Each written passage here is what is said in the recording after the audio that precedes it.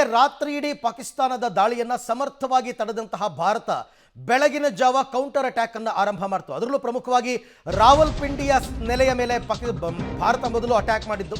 ಭಾರತ ಗುರಿಯಾಗಿಸಿ ಪಾಕ್ ಕತ್ತಲೆಯ ದಾಳಿಯನ್ನು ನಡೆಸಿತು. ಪಾಕಿಸ್ತಾನದ ದಾಳಿಗೆ ಭಾರತ ತಿರುಗೇಟನ್ನು ಕೊಡ್ತಾ ಬರ್ತಾ ಇದೆ. ನಿನ್ನೆ ರಾತ್ರಿಯಿಂದಲೂ ಕೂಡ ಭಾರತದ 26 ನೆಲೆಗಳನ್ನು ಟಾರ್ಗೆಟ್ ಮಾಡಿತ್ತು ಪಾಕ್ ಅಂತಕ್ಕಂಥ ಮಾಹಿತಿ ಈಗ ಸದ್ಯಕ್ಕೆ ಲಭ್ಯವಾಗ್ತಾ ಇದೆ. ಪಾಕಿಸ್ತಾನದ 4 ಏರ್ ಬೇಸ್ಗಳನ್ನು ಈಗ ಭಾರತ ಉಡೀಸ್ ಮಾಡಿದೆ. ದೊಡ್ಡ ಲಾಸ್ ಇದು. ಹಾಗೆ ನೋಡಕ್ಕೆ ಹೋದರೆ ಪಾಕಿಸ್ತಾನದವ್ರು ಯಾವಾಗಲೂ ಹಾಗೆ ಅಲ್ವಾ, ರಾತ್ರಿ ಹೊತ್ತೆ ಅಟ್ಯಾಕ್ ಮಾಡ್ತಕ್ಕಂಥದ್ದು. ನಿನ್ನೆ ರಾತ್ರಿ ಅವ್ರ ಪ್ಲಾನ್ ಇದ್ದಿದ್ದು ಭಾರತದ ಏರ್ ಬೇಸ್ಗಳನ್ನು ಟಾರ್ಗೆಟ್ ಮಾಡಬೇಕು ಅಂತಕ್ಕಂಥದ್ದು. ಆದರೆ ಅದಕ್ಕೆ ಭಾರತ ಅವಕಾಶ ಕೊಟ್ಟಿಲ್ಲ. 26 ನೆಲೆಗಳ ಮೇಲೆ ಟಾರ್ಗೆಟ್ ಮಾಡಿತ್ತು ಪಾಕ್ ಅಂತಕ್ಕಂಥದ್ದು ಈಗ ಸದ್ಯದ ಮಾಹಿತಿ. ಆ ನಡುವೆ ಪಾಕಿಸ್ತಾನದ 4 ಏರ್ ಬೇಸ್ಗಳನ್ನು ಹೊಡೆದುರುಳಿಸಿದೆ. ಇನ್ನು ಪಾಕಿಸ್ತಾನದ 3ನೇ ಜೆಟ್ಟನ್ನು ಶೂಟ್ಔಟ್ ಮಾಡಲಾಗಿದೆ, ಹೊಡೆದುರುಳಿಸಲಾಗಿದೆ. ನೂರ್ ಖಾನ್ ಏರ್ ಬೇಸ್ನಲ್ಲಿ ಭಾರಿ ಹಾನಿಯಾಗಿದೆ. ರಾವಲ್ಪಿಂಡಿ, ನೂರ್ ಖಾನ್ ಏರ್ ಬೇಸ್ ಇರತಕ್ಕಂಥದ್ದು ರಾವಲ್ಪಿಂಡಿನಲ್ಲಿ. ಪಾಕಿಸ್ತಾನದ 3ನೇ ಜೆಟ್ ಔಟ್ ಶೂಟ್ ಮಾಡಲಾಗಿದೆ. ಈಗಾಗಲೇ JF-17 ಮತ್ತು F-16 ಅನ್ನು ಭಾರತ ಹೊಡೆದುರುಳಿಸಿತ್ತು. ನೋಡಿ ಅಲ್ಲಿ ಹೊಡೆತದ ಪರಿ ಹೆಂಗಾಗಿದೆ ಅಂತ. ಪಾಕಿಸ್ತಾನ ಮುಟ್ಟಿ ನೋಡಿಕೊಳ್ಳುವಂತಹ ಹೊಡೆತವನ್ನ ಭಾರತ ಈಗ ಮೇಲಿಂದ ಮೇಲೆ ಕೊಡ್ತಾ ಇದೆ. ಆದರೂ ಕೂಡ ಪಾಕಿಸ್ತಾನ ಭಾರತವನ್ನ ಕೆಣಕ್ತಾನೆ ಇದೆ. ನಾಗರಿಕರನ್ನ ಗುರಿಯಾಗಿಸಿ ಅಟ್ಯಾಕ್ ಮಾಡ್ತಾ ಇದೆ. ಇದನ್ನ ಸಹಿಸಿಕೊಳ್ಳೋದಕ್ಕಾಗಲ್ಲ.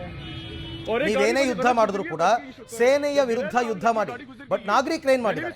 ಸೇನೆಯ ನೀತಿ ಇರ್ತಕ್ಕಂಥದ್ದೇ ಹಾಗೆ, ಯಾವತ್ತೂ ಸಿವಿಲಿಯನ್ಸ್ ಅನ್ನ ಟಾರ್ಗೆಟ್ ಮಾಡಬಾರ್ದು ಅಂತ. ಆದರೆ ಪಾಕಿಸ್ತಾನಕ್ಕೆ ಯಾವ ಎಥಿಕ್ಸ್ ಕೂಡ ಇಲ್ಲ, ಯಾವ ಸೇನಾ ನಿಯಮಗಳು ಕೂಡ ಇಲ್ಲ. ಹಾಗಾಗಿ ನಾಗರಿಕರನ್ನ ಟಾರ್ಗೆಟ್ ಮಾಡಿ ಪಾಕಿಸ್ತಾನ ಅಟ್ಯಾಕ್ ಮಾಡ್ತಾ ಇದೆ. ಈ ಸಂದರ್ಭದಲ್ಲಿ ಜಮ್ಮು ಕಾಶ್ಮೀರದ ಬಾರ್ಡರ್ನಂತೂ ತುಂಬಾ ಉದ್ವಿಗ್ನವಾದ ಪರಿಸ್ಥಿತಿ ಇದೆ. ಭಾರೀ ಸ್ಫೋಟ ಸಂಭವಿಸಿದೆ.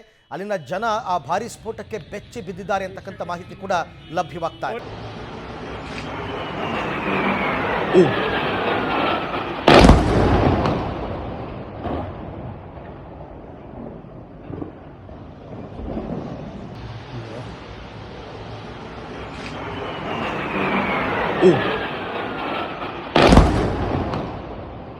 ये बिल्कुल घर के साथ भाईजान नूर खान बेस में आगे गिरा है।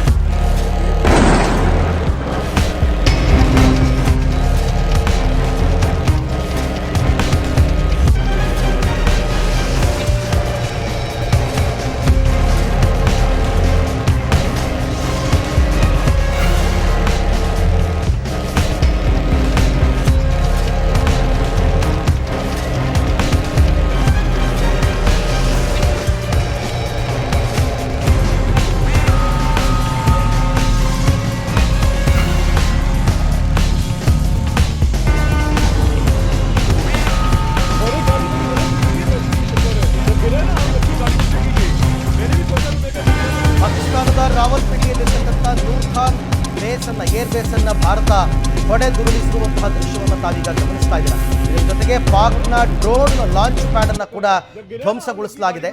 ಡ್ರೋನ್ ಲಾಂಚ್ ಪ್ಯಾಡ್ ಅಂದ್ರೆ ಡ್ರೋನ್ ಟೇಕ್ ಆಫ್ ಆಗ್ತಕ್ಕಂಥ ಜಾಗ. ಆ ಡ್ರೋನ್ಗಳ ಸರಕು ಅಲ್ಲಿ ಇರುತ್ತೆ. ಆ ಜಾಗಕ್ಕೆ ಭಾರತ ಟಾರ್ಗೆಟ್ ಮಾಡಿ ಹೊಡೆದಿದೆ. ಅಲ್ಲಿಗೆ ಪಾಕಿಸ್ತಾನಕ್ಕೆ ಇದರಿಂದ ವಿಪರೀತವಾದ ನಷ್ಟ ಸಂಭವಿಸಿದೆ. ತನ್ನ ಶಸ್ತ್ರಾಸ್ತ್ರಗಳನ್ನು ದಿನದಿಂದ ದಿನಕ್ಕೆ ಅದು ಕಳ್ಕೊತಾ ಇದೆ. ಗೊತ್ತಿಲ್ಲ ಯಾವ ದೇಶದವರು ರಹಸ್ಯವಾಗಿ ಪಾಕಿಸ್ತಾನಕ್ಕೆ ಶಸ್ತ್ರಾಸ್ತ್ರಗಳನ್ನು ಪೂರೈಕೆ ಮಾಡ್ತಾ ಇದ್ದಾರೆ ಅಂತ.